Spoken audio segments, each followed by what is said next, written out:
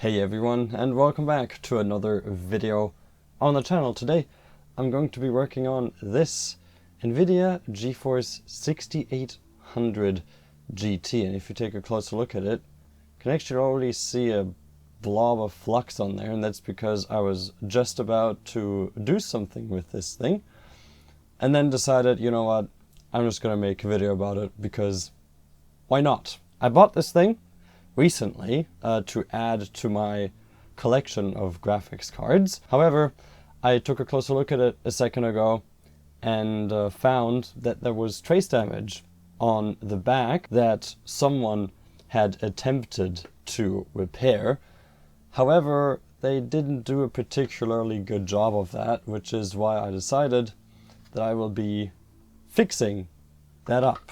Now, I've tested this thing already, so even though their trace repair looked fairly jank, to be honest, it did work. So this thing did boot into Windows just fine, it installed drivers just fine, so it's working, but I do kind of want to make the solder job here look a bit better. Again, I have already done some work on it, so this is not completely original. This is a very spontaneous video of mine, but you can see the little bridge right there, and the idea here is to remove that again. There's also some solder mask on here which I need to burn off as well, so I'll have to do some scraping here. I do want to replace this little piece of, frankly, whatever it really is, with something that's a bit more quote-unquote professional. There you go. It's part of it.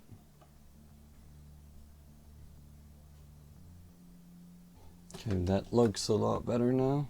I do, however, wonder how it is that you damage traces right here without kind of leaving, you know, quite the sizable gash in the PCB. Because, like, it's not the first time that I've fixed this kind of damage, but usually it's because someone slips with a screwdriver or something like that. By the way, I'm not too worried about the fact that this trace right here is exposed partially, as you can see right there. I will just put solder resist over this whole area, cure it, and then hopefully it's fine. Now the way I'm going to fix this trace right here is just like I did last time, by which I mean that I will just use regular old copper wire to rebuild the connection. There you go. And just like that. You can see, however, that the joint's not perfect. If I can point towards it right here, this part right there, you can see it's not fully connected. So what I'll do is I'm just going to flow this into place. There you go. You saw it melt? Probably not. But I was actually able to see the solder make a better connection there. I just clean it up a bit more, and then I put some solder resist on there. So I'll just put a small dab on there, really small one. I'll just spread it out. Oh crap.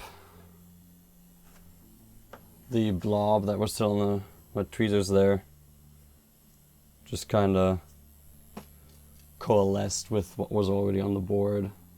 Gotta take some of this off again, because like the thing is, if you leave too much on here, it actually doesn't fully cure.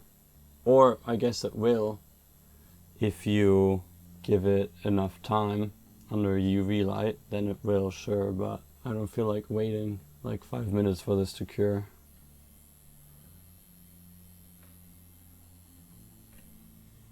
Okay, the solder resist is now somewhat cured. I'm going to take some hot air, bring out the flashlight again, and in combination, oh there you go, see that? Combination with heat and some UV light. Go ahead and fully cure it. And this should now be on there, and it should not go anywhere. As you can see, it's rock hard, there's no sharp edges, no nothing. This is not going anywhere. Okay. Just gotta clean off the rest of the PCB now. And then this is now properly fixed. Okay, with the trace now repaired and the PCB cleaned up, that's going to be it for this video. I hope you guys enjoyed. If you did, consider leaving a like on the video, as well as subscribing to the channel if you haven't done so already. And I hope to see you guys again in the very next video. Have a good one.